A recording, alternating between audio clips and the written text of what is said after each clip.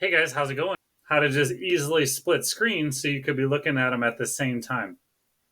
If you're on a Windows computer, then all you simply do is you could just click and drag. So you just click and drag. If you miss that, you just click on a blank spot, right? If you don't have a thousand tabs open, right? So you just click and then just drag it over to the side you want. And do you see how it showed up on the screen right there?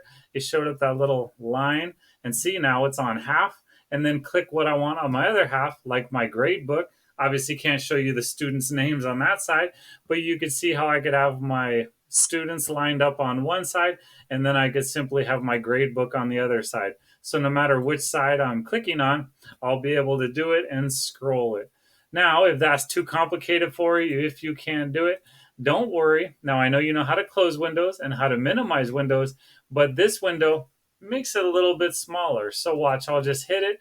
And then if nothing else, you could drag this window around. Maybe you want to make it really small and just see one at a time. So maybe you're not distracted, right? So you don't want to see too much or anything. You could do that exact same thing. Just have one grade open at a time. Minimize your other window, find out where that other little window went.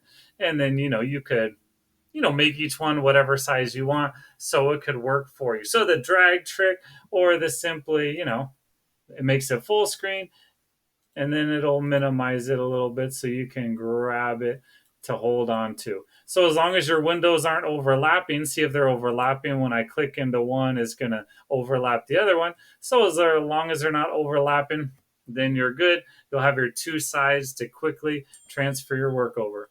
See you later, guys. Have a good night.